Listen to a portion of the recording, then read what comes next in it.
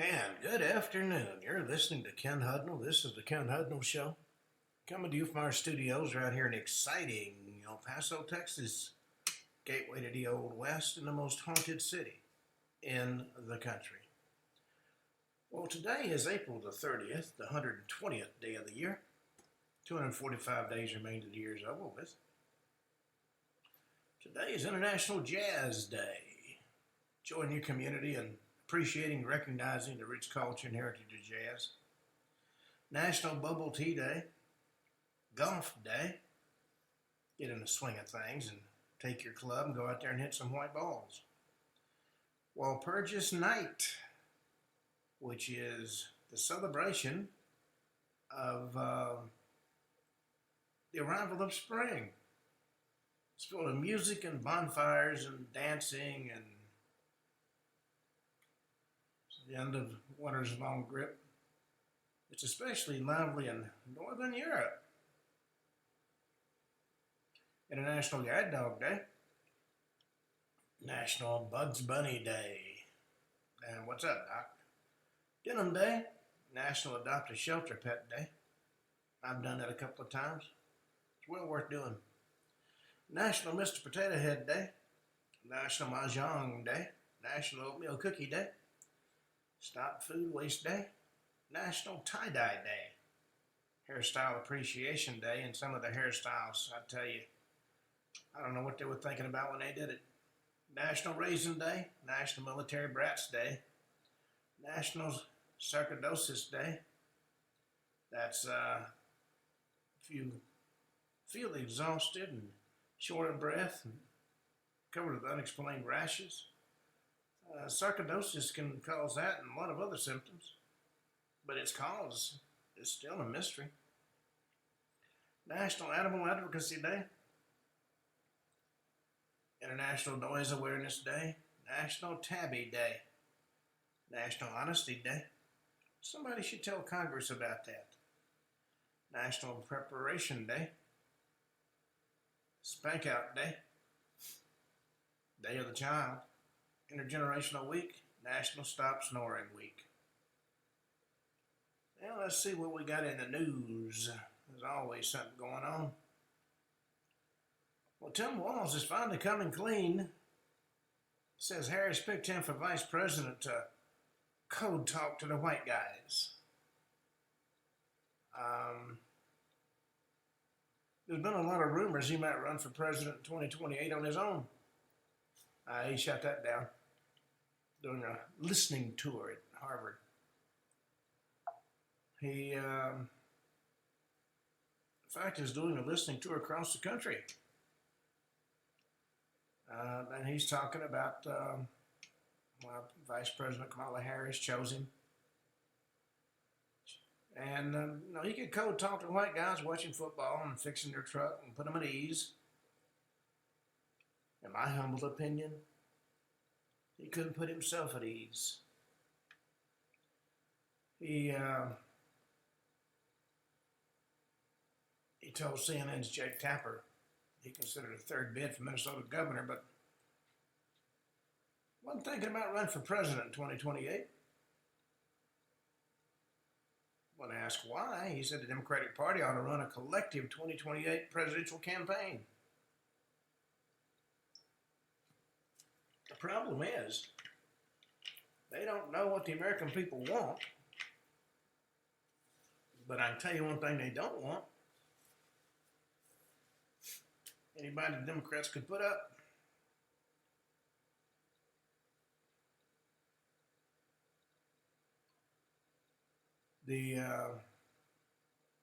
Trump's first 100 days brings praise from independents and frustration among young Democrats.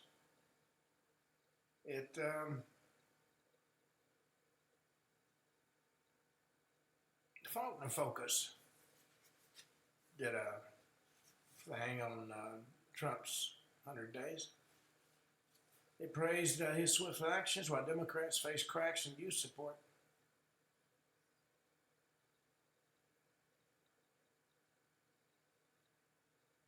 Now, let's see. Popular cruises, Royal Caribbean especially. has stopped doing some island stops due to gangs, talking specifically about Haiti, which has long been a highlight of Royal Caribbean's Western Caribbean itineraries, but not now. Royal Caribbean said in a statement, out of abundance of caution, we temporarily paused our upcoming visits to Labadee.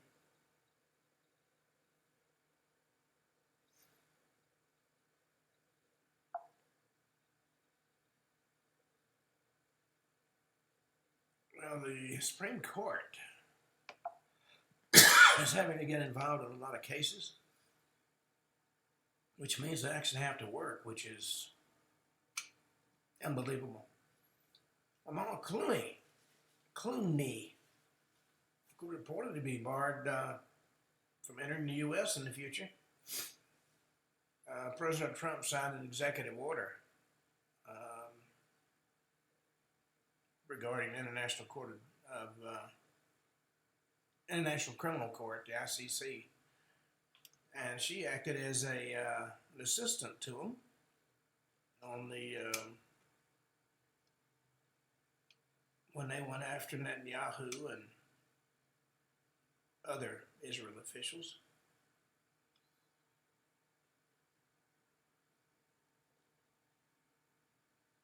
U.S. economy has slowed, shrinking 0.3% in the first quarter as the tariffs weigh in. Economists expected the GDP to grow at a 0.3% rate. Commerce Department Bureau of Economic Analysis released its advanced estimate for the first quarter GDP. The decline is attributed primarily to an increase in imports, which are counted as a subtraction in the calculation of GDP, as well as a decrease in government spending.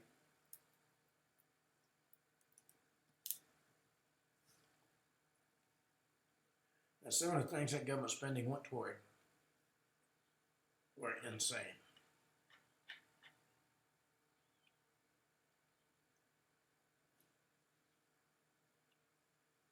Harvard president has apologized for the university's failure to address anti-Semitism and Islamophobia after a new report came out.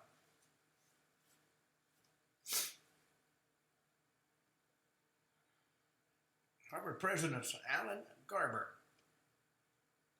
apologized for the university's failure to address both anti-Semitic and anti-Muslim Arab tensions on campus in the wake of the October 7th Hamas terror attacks. The sad thing is a lot of these radicals are not U.S. citizens. They're here on visas, and they want to stir up trouble. Well, a federal judge, one of God's anointed, has ordered local law enforcement in Florida to stop enforcing a new immigration law. It's an order that blocks local policemen enforcing a new state immigration law applied to all local agencies, despite the state attorney general stating otherwise in a memo. U.S. District Judge Kathleen Williams told attorneys for the state during a hearing in Miami she planned to issue a preliminary injunction against a statute that makes it a misdemeanor for undocumented migrants to enter Florida by eluding immigration officials. And I'm sure she's going to put them all up at her house, which is what other judges are doing.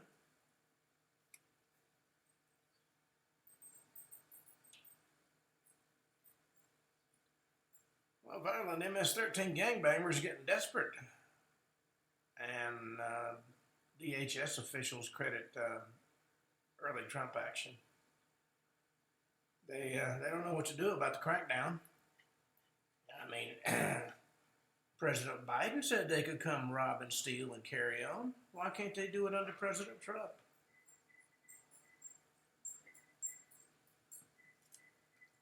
Well, designating MS-13 and other gangs as terrorists has been helpful to law enforcement. That gives them broader authority. Well, there is a federal agency that targets Republicans while shielding Democrats, and President Trump says it has to go. It's known as the Office of Government Ethics, assuming there is such a thing as government ethics. It's an agency few Americans know by name, but its unchecked powers caused a lot of issues. Simply has no purpose in its current form, according to Elon Musk and President Trump. It's a partisan bureaucratic thicket and has to be fully dismantled. It enforces selectively hazy rules around the financial arrangements of incoming candidates and officials.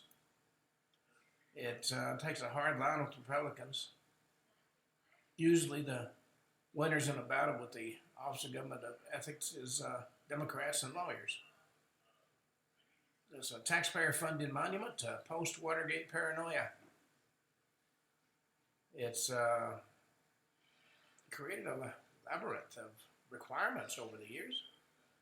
It's not a guardian of integrity, according to those that have dealt with it, but it's a sanctimonious bureaucratic machine. It comes up with meaningless red tape that undermines the will of the people. Well, teens in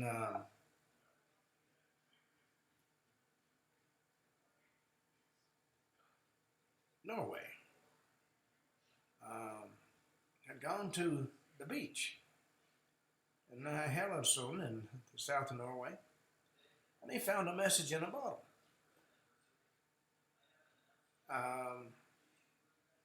There was no name, no address on the note itself. It says, "To the finder, please return this bottle to Bolton County Grammar School, Bolton, Lancashire, in England.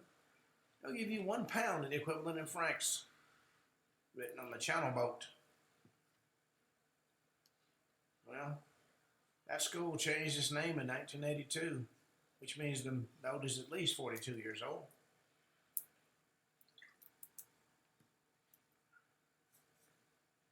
It opened in 1881 as the Bolton Higher Grade School. The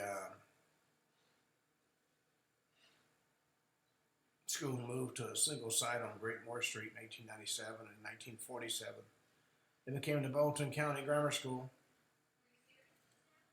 In 1966, the school was moved to Breckmouth while still staying as a grammar school. Then in 1982, it changed its name to Withen School, and that closed in 2009. The new school, Bolton Street Catherine's Academy, opened at the same site. So yes, it's over 40 years old. Well, let's see what else we got. Kamala Harris plans to take on President Trump in her first major speech since leaving office, but you'll have to pay to watch it. She's going to deliver her first major remarks at the Emerge Gala in San Francisco. But those who want to stream it are going to have to pay a fee. It's a training organization that seeks to prepare Democratic women to run for office. It's going to charge $25 for viewers to gain access to the live stream for the organization's 20th anniversary gala. There are other options besides that. You can pay a $100 fee for young professionals and a $250 general admission ticket. Spokesperson for Harris said she would deliver remarks at the Emerge Gala and deferred to Emerge when asked about the price of the streaming fee. Of course, Emerge didn't have any immediate response to a request for comment.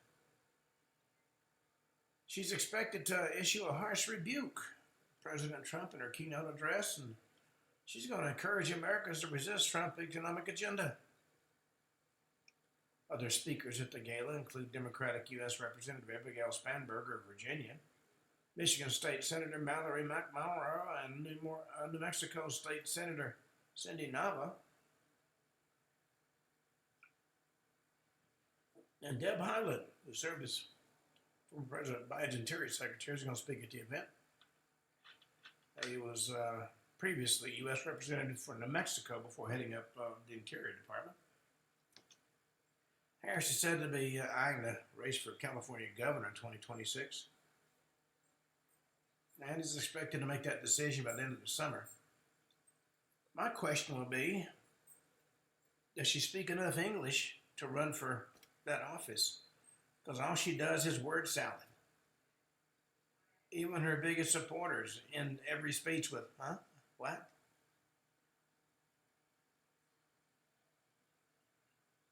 Well, Uzbekistan has agreed to pay for and accept 131 Central Asian illegal immigrants in a landmark agreement. There's over 100 people came from Uzbekistan, Kazakhstan, boarded a one-way flight from the U.S. to Uzbekistan. This country cannot take the entire world. Unfortunately, the previous administration took the attitude that everybody could come.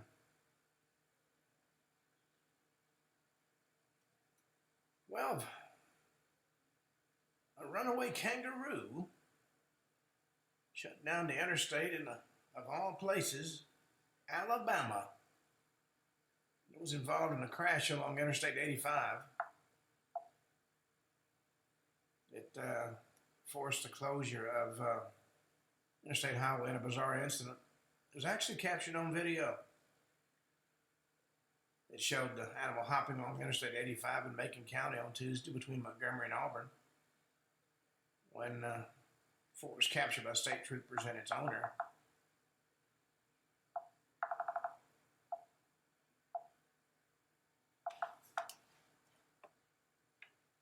I got strange noises coming from my equipment here. All right. Odd-looking deep-sea fish is washed up on a beach, surprising the locals. It's a long-nosed lancet fish. Looks like it came out of prehistoric time. It's washed up in Oregon. It was unfortunately dead.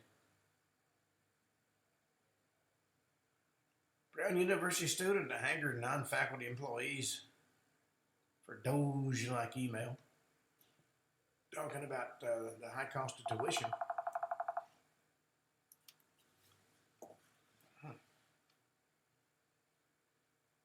He created a database to identify 3 particular types of school positions: DEI jobs, redundant jobs, and BS jobs. And because of that, he's facing disciplinary action. He sent a Doge-like email to non-faculty employees asking them what they do all day. He says, Brown is charging me for misrepresentation, for saying I'm affiliated with the Brown Spectator, which I am because the Brown Spectator is an independent nonprofit and not a registered student group. And it made them feel bad when they couldn't say what it is they did all day. Well, one of the freed Hamas hostages thanked President Trump for getting her out. She said she owed him so much.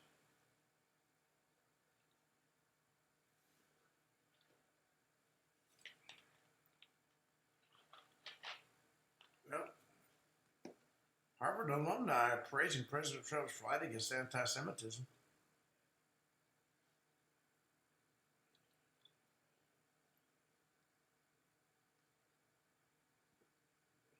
There's a move to make AOC the Democratic nominee for 2028. I've seen dozens of pictures of this woman since she got into office. And in every single one of them, her mouth is open, as if she's yelling. I've not seen a single one where she just looks at the camera and smiles.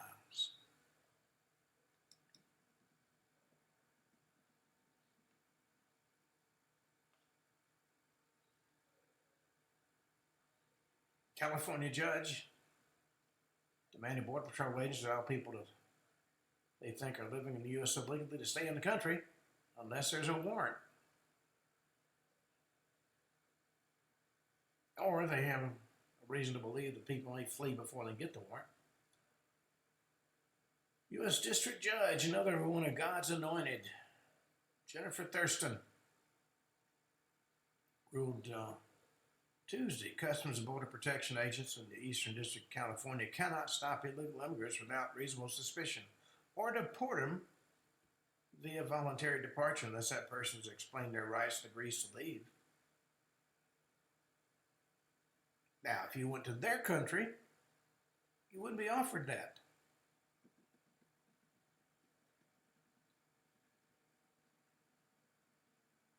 Milwaukee Judge Hannah Dugan been relieved of her official duties by the Wisconsin Supreme Court. She's accused of shielding illegal immigrants from ICE agents. There's been 2 or 3 occasions where the illegals were found living in the judge's homes. What's going on here?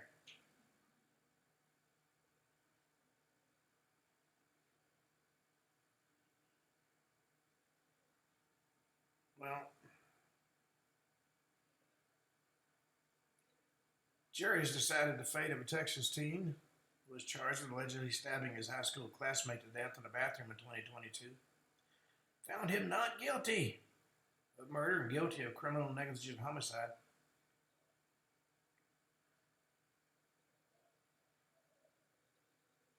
He was released under the conditions of his bond, which remain in place till his sentencing hearing June 16th, where he might get anywhere from 6 months to 2 years in state prison and maybe a fine of up to $10,000 for killing somebody.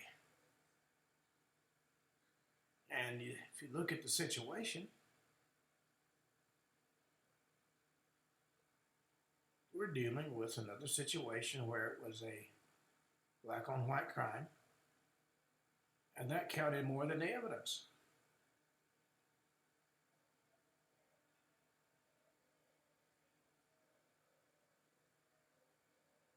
Well,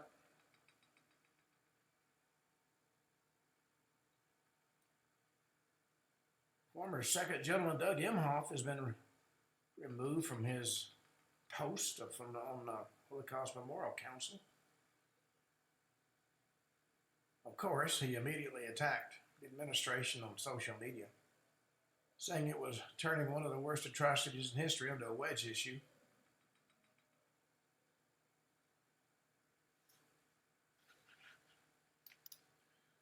Well, that ends our news segment. Today's show is going to be a little bit different, related to the paranormal and UFOs. You know, every year, in this country alone, between 1 and 500,000 people vanish. No rhyme, no reason, just gone. And interestingly enough, most disappear on Wednesday and on the 24th of the month. Why that would be, nobody has any idea. But the 24th especially, a lot of strange things happen.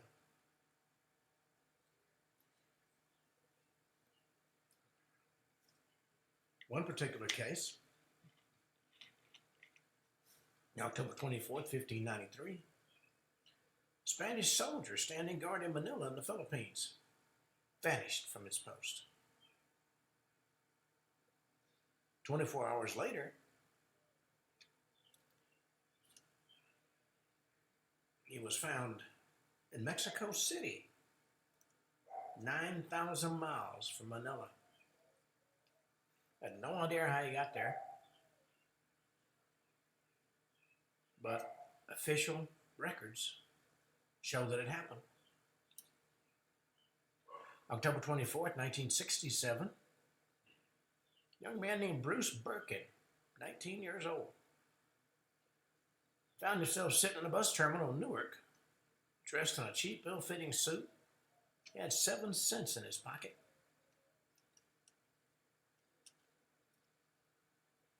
Problem is, he had no idea what he was doing there, or even how he got there. He couldn't remember anything that happened over the previous 2 months.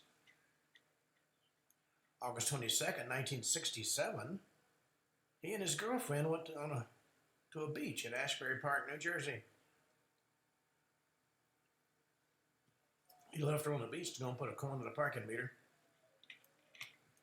He was wearing nothing but his swimsuit. He didn't come back. She went and searched for him, found his locked car where he'd parked it, but no sign of him. His family held a well-publicized search for him. Police got involved.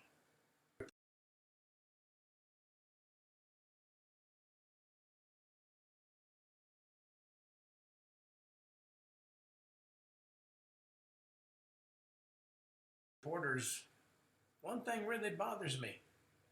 I've got fiery red hair. Where was I that despite all the publicity, nobody recognized me?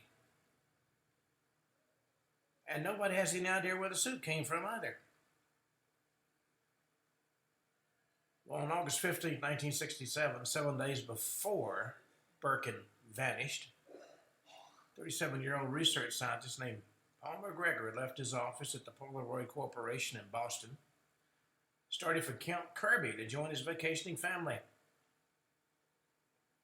Never arrived. Vanished off the face of the earth.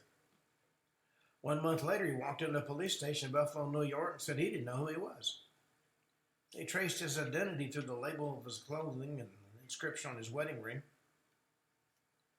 Doctors at the Meyer Memorial Hospital examined him and said they were convinced he was suffering from amnesia.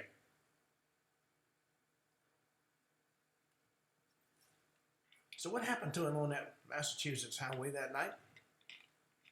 That literally caused his mind to shut off. Now, despite all the movie and soap opera plots that revolve around amnesia, getting hit in the head rarely induces that condition. It can do it. Traditional medical explanations that an overwhelming emotional trauma is the cause of most amnesia. For example, a man murders his wife in a fit of rage and his mind wipes out the entire memory. Or a child sees his dog run over by a car and erases that memory by blotting out the entire period of his childhood. Psychiatrists can generally spot this form of amnesia and cope with it. But most of the amnesia cases induced by paranormal happenings, such as encounters with fairies or flying saucers, are not so easily diagnosed, and as a result, not so easily dealt with. In fact, the nature of that trauma is never fully determined. Now, interestingly enough, every July, there's a rash of new amnesia cases discussed in the national press. That coincides with the traditional July peak of UFO sightings. Thousands of people who have been exposed to psychic phenomena and UFO manifestations have actually suffered leuconal amnesia. That is, they find they're unable to remember a short period of time before, during, or after their experience. Others appear suddenly in different parts of the world, sometimes knowing who they are, but baffled they're suddenly so far from home. One Londoner suddenly found himself in South Africa. A girl from Cleveland suddenly realized she's in Australia. Unemployed Swedish milkman suddenly woke up and found himself on a golf course on a remote island resort for the very rich. One woman from Allentown, Pennsylvania related a story. She said she and her husband maintained a small summer cottage in the Pocono Mountains, 30-minute drive from their home. One Saturday morning in July of 1966, they got into their car and started out for their cottage. As they drove along the Pennsylvania Turnpike, which, amazingly enough, didn't have any traffic that day, they saw a large circular object in the sky ahead of them. Looked like it's going to land directly on the turnpike. Her husband pulled over to the edge of the road and stopped, and they watched as that object, shiny metallic thing with big black spots or which might have been windows, flew very low over their car. Then it vanished. Well, the husbands started the car again and drove on to their cottage. It wasn't until they got to their destination they bothered to check their watches. It was 1:30 p.m. Now, they had started out at 9:30 in the morning to make a 30-minute drive. And for some reason, neither one of them could understand that 30-minute drive took them 4 hours.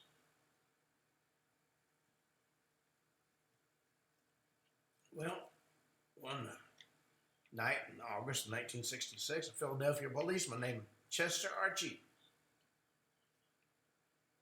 went on routine patrol in North Philadelphia. Now, this is a veteran of 15 years on the force. Suddenly realized he's in Pennsauken, New Jersey. He was driving around in confusion trying to figure out what was going on when he wound up in a minor accident. During a later hearing, he said, "I don't have any idea how I got there. I don't even know where Pennsauken is." Well, if you go to occult and UFO lore, any amount of research will reveal hundreds of reports of this type of activity. Also seems to work in reverse. Witnesses claim they drove or walked incredible distances, sometimes hundreds of miles, in incredibly short periods of time. There's also a peculiar cloud phenomenon connected with some of these teleportations or transferences or whatever you want to call them. According to the newspaper, Dario de Cordoba, a well-known Argentine businessman, suffered a strange distortion of time and space in 1959. Got into his brand new car one morning in the city of Bahia Blanca, Argentina. He started to drive away from his hotel when a strange cloud enveloped his vehicle. Next thing he knew, he was standing alone on a deserted spot in the countryside. Well, not knowing what else to do, he flagged down a passing truck and asked the driver to take him to Bahia Blanca. And the truck driver looked at him like he was crazy and explained they were in Salta. Bahia Blanca was over 1,000 kilometers away. So he took the man to the nearest police station and they called the police in Bahia Blanca. Police called back a few minutes later and confirmed the businessman's car was still sitting outside the hotel. The engine was still running. And the strangest of all, only a few minutes had elapsed from the time the man had first climbed into his car, but he'd been transferred 1,000 kilometers away. Well, Bahia Blanca's an area referred to as a Wunda area, and it's been the site of a lot of strange psychic and UFO reports in recent years. In May of 1968, Dr. Geraldo Frodal and his wife said they were driving outside the city when they were caught up in a dense fog and lost consciousness. They came to on a strange road. Their watches had stopped and the surface of the car was badly scorched. Well, when they talked to the local police, they discovered 48 hours had passed and they were now in Mexico, thousands of miles north of Bahia Blanca. March 4th, 1964, leading Japanese newspaper, Mainichi, carried an unbelievable story about an automobile disappearing in full view of a crowded highway. The witnesses were 3 officials of the Fuji Bank on their way to the golf course at Rugazagi. Drove outside of Kanamachi, and they said they saw a black car ahead of them going in the same direction. There was a driver and an elderly man in the back seat reading a newspaper. Suddenly there was a puff of something white, like smoke or vapor, came from somewhere around the black car, and when the cloud dispersed, the black car had vanished. Trio of witnesses were shaken by the incident. They stopped and reported it to the police and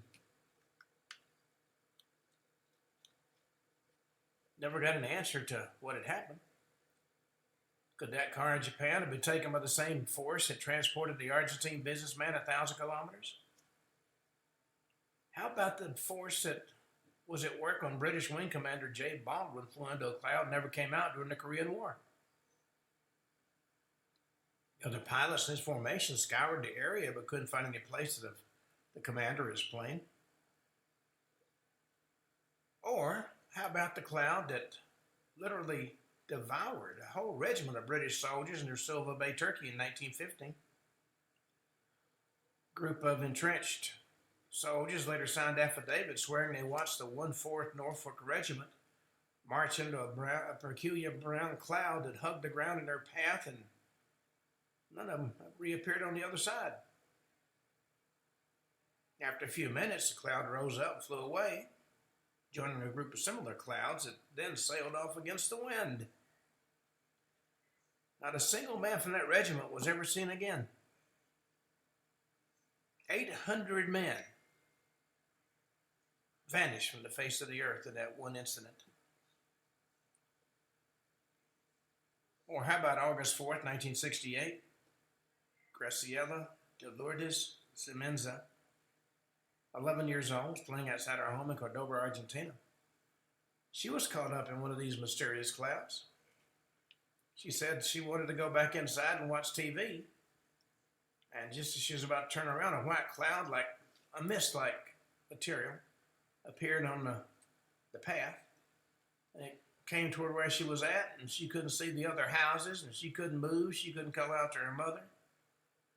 And after that, she lost consciousness. She found herself on a square with a lot of people and a lot of little boys. Well, not knowing what else to do, she went to a nearby house and knocked on the door, and the residents called the police. She had traveled from a Cordoba suburb to the Plaza España in the heart of the city. A retired British consular officer, Mr. Gordon Crichton, collected the reports and translated them for Flying Saucer Review. I remember reading that report years ago. I used to read that magazine. We reported a child suffered fits of weeping and cold chills after the incident. Well, there are periodic waves of disappearances that create brief sensations in the newspaper and then are forgotten. Nobody ever manages to find out where these people have gone. In 1912, there were 5 men, unrelated, who vanished unaccountably in a single week in Buffalo, New York. Montreal, Canada had a wave of missing persons in July of 1883 and again in July 1892. And as you might guess, children vanish more frequently than any other group. Now, I'm not talking about runaways here. In August of 1869, 13 children vanished in Cork, Ireland. No evidence of kidnapping, no evidence of foul play.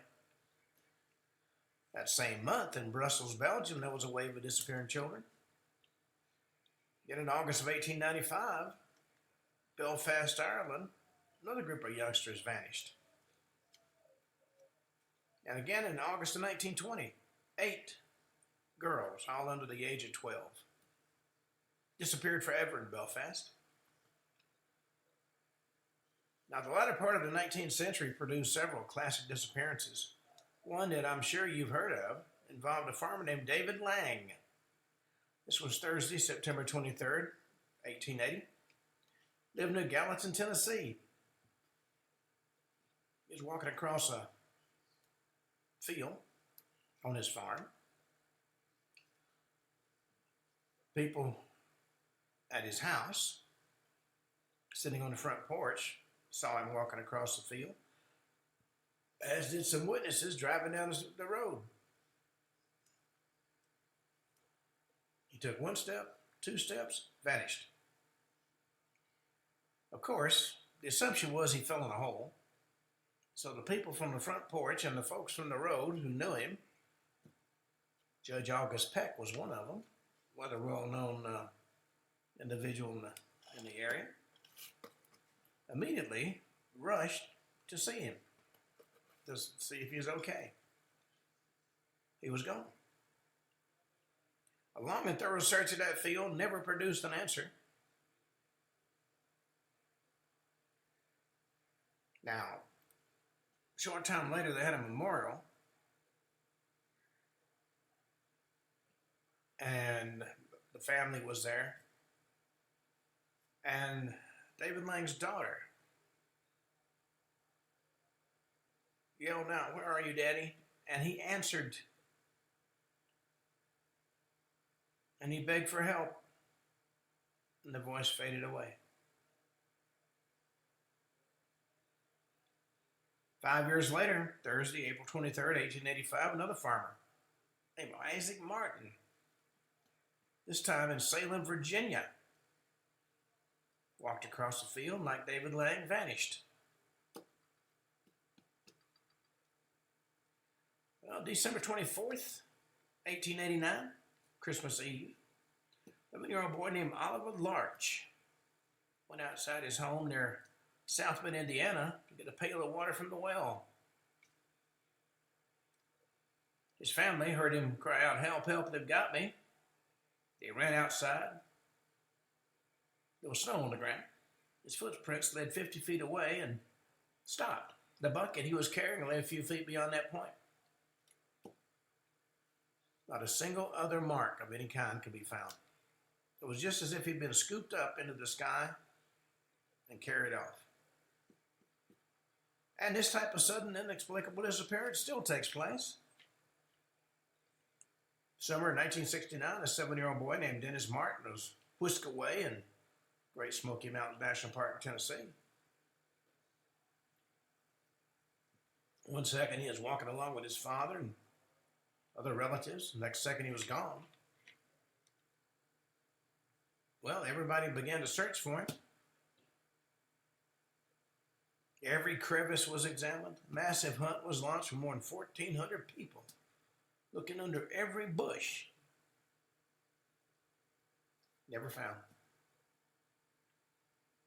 December 1969, in the city of Vila Velha, Brazil, children began to disappear.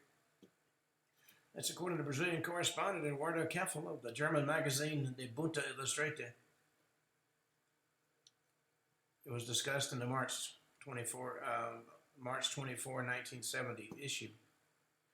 Then in a few weeks, a minor mystery exploded into a frightening epidemic. Scores of youngsters, all between the ages of 9 and 15 and often poor families, vanished without a trace. And since they came from poor families, you know this was not an effort to collect ransom. Police in the state of Espírito Santo rallied their forces and began a massive search for what they called a sinister kidnapping ring. Couldn't find a single lead. Disappearances all seemed random. They weren't ordinary runaways. And none of the children knew each other or shared a common school. Then in February 1974, the missing youngsters reappeared separately. 2 were stumbling about the streets. Said they had amnesia. The other pair were able to remember fragments of their adventures, but the stories were as bizarre as a James Bond movie. They said they'd been stopped on the street and offered a ride in a large American-style limousine, which, of course, to a Brazilian youngster would have been a great treat. Once they're in the car, they're given a cigarette. Apparently, the cigarettes were drugged, and they lost consciousness. One of the reappearing children said, woke up in a small hut, tied hand and foot, when a stranger came in, freed him, and told him how to find the nearest police station. One 11-year-old girl said her kidnapper was a woman named Laura. Laura gave her sweets and took her to a field where an airplane was waiting. At that point, the young little girl, whose name was Vani, freaked out, began to scream and fuss, and Laura gave her some money and told her how to find her way home.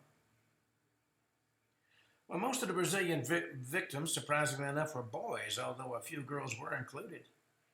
Once the kidnapping wave received publicity, a number of young folks reported narrow escapes, fled fled the big cars and their mysterious occupants when they were offered rides. Local police never caught up with these cars and speculated a deal with some kind of slavery ring. Actually, children have been disappearing in large numbers for centuries all over the world. And the majority of these cases have never been solved. In the Middle Ages, it was believed that fairies and leprechauns stole children away. Indians in North and South America have a lot of myths and stories about children being kidnapped by the little people. The notion that parahumans kidnap children is frankly entrenched in every culture. More recent times, gypsies have been accused of kidnapping. I've even heard a few stories that claim the MIBs are doing it. Let's not forget the story of Pied Piper of Hamelin, Germany. That's more than just a children's story. The stranger actually did appear in Hamelin in the Middle Ages and lured away 150 children who were never seen again. There's a commemorative annual festival in Hamelin every year that addresses this issue. In 1212 AD, a teenage boy in France by the name of Stephen of Cloyes began to hear voices. And those voices inspired him to collect together 50,000 children for the so-called Children's Crusade to free the Holy Land. So they marched off to do battle with the infidels and vanished en masse. 50,000. Popular explanation, of course, is they're all seized by slavers, but that was never confirmed. And let's not forget one of the first colonies to be established in the New World, the Roanoke Island Colony, which was begun in 1585 off the coast of what's now North Carolina. Everybody there vanished. Virginia Dare, the first child of European descent to be born in this continent that anybody knows about, was among the missing. Now, the local Indians weren't hostile. They were as baffled as by the vanishing colony as the explorers who came searching for it. The only thing found was something carved into a post at the stockade, Croatoan, which is both the name of an island as well as the name of a tribe. Another story of an entire village vanishing was a remote Eskimo settlement in northern Canada. In August of 1930, the entire population of that settlement vanished. Northwest Mounted Police found the village abandoned. It's 30 inhabitants, left behind food. In some cases, there was food being cooked at the time. Everybody disappeared. Left behind clothing, kayaks, rifles, and dogs. Now, since no Eskimo is going to travel very far without his precious rifle or his dog, the police are absolutely baffled. 2-week investigation failed to yield any clues. And strangest of all, even some of the graves were opened up and the bodies taken. Now, grave robbing is an unspeakable crime among the Eskimos. So it's unlikely they would have dug up the body and fled the village, leaving behind their weapons, tools, food, and even their dogs. In fact, they'd been gone so long, some of the dogs that had been tied up starved. Till the end of the world, Antarctica, American scientists vanished without a trace on May 7th, 1965. Carl Robert Dish, 26, assigned to the bird station operating equipment to investigate VLF radio noises for the National Bureau of Standards. He set out to walk from his hut to the main station a short distance away. There was a hand line that was followed that was strung as a guide for the path between the 2 points. Well, when he failed to appear after 45 minutes, the other scientists went searching for him. They used tractor vehicles, don't you know, to get through the snow. If he was falling and lying in the snow, the Huskies would have seen him long before the searchers did. And if it had fallen and been covered up by drifting snow, the dogs would have sighted the mound and rushed out to investigate. I mean, that's just what Huskies do. Well, they searched for 3 days. They covered 35 miles around the hut. His own dog, a husky named Gus, vanished shortly after that. The dog was never found either. So the searchers claimed they saw mysterious lights and heard engine noises in the distance. Now, everyone knows Antarctica's uninhabited except for a handful of international scientists who work very closely with one another. Airplanes, ships, and submarines have also vanished by the hundreds. Quite a few cases of missing ships or planes are later found, mysteriously abandoned by the crews. One of the first and most celebrated of these incidents took place July 24th, 1924. Lieutenant W.T. Day and Pilot Officer D.R. Stewart went off in a single-engine biplane for a routine patrol over the Arab desert. When they didn't come back, search parties were sent out, and their plane was found the next day, parked in the desert, completely intact, in excellent working order, gasoline in the tank, and no sign of trouble or violence. The footprints of the two men were visible in the sand. They had walked a few steps away from the plane, and the footsteps ended. They were standing side by side and apparently vanished. An Italian ufologist, Alberto Finoglio, reported rumors of a similar disappearance in the Soviet Union in 1961. A small mail plane is reported missing but was located in perfect shape near the remote town of Tobolsk in Siberia. Everything on board, engine, radio, mailbags, was in perfect order. The tank contained fuel for 2 more hours of flight. The 4 passengers vanished without a trace.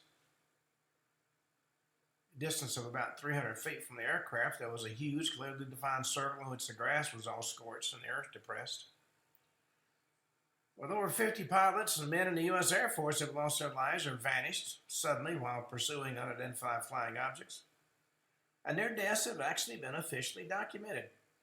Their names and the peculiar circumstances surrounding these tragedies have been released to a bewildered, sometimes disbelieving press and public. And some of these incidents involved aerial collision with invisible objects. I point you to June 11, 1938. Chicago Daily News described a crash of a U.S. Army bomber outside of Delaware, Illinois. 9 men were killed after what one ground witness described as a sudden crash in midair. But what did they crash into? Nobody has a clue. 3 more pilots died June 8, 1951, when 4 jets crashed simultaneously near Richmond, Indiana. Another 4 jets came to a strange end near Lawrenceville, Georgia, December 3, 1953. Tower operators at the Dobbins Air Force Base heard one of the pilots exclaim, "We can't miss it." Moments later, all 4 planes came diving out of the clouds in flames. After a thorough study of the debris of a jetliner that crashed outside of Calcutta May 2, 1953, the British Ministry of Civil Aviation announced that it had collided with a fairly heavy body. Of course, witnesses said there were no other planes near the doomed airliner when it seemed to stop short in midair and then it crashed. A B-47 smacked into something solid in October 1955. Only 1 man survived. It was quoted in the newspaper accounts saying the plane was struck in midair and the jolt was so terrific he thought they'd hit the ground. The crash took place near Lovington, New Mexico. Authorities said there was no other planes in the vicinity. One witness did claim that a ball of fire appeared near the plane just before the crash. A couple of weeks later, another B-47 met a nickel fate in Texas. Witnesses said they saw a ball of fire with a spark shooting out of it before the plane went down. So it would appear there are visible things that haunt our airways, endangering planes, pilots, and passengers. There was another item from an old 1939 newspaper. On a day in late summer 1939, a military transport left a Marine Naval Air Station in San Diego, California for a routine flight to Honolulu. 3 hours later, several urgent distress signals sounded from the plane, and then there was silence. Later, the plane came limping back to execute an emergency landing. When air station personnel entered the plane, they found every man of the crew, including the co-pilot, had lived long enough to pilot the plane back to its base, dead of unknown causes. Now, each of the bodies did have large gaping wounds, and the outside of the ship was similarly marked. Air station men who touched parts of the plane came down with a mysterious skin infection.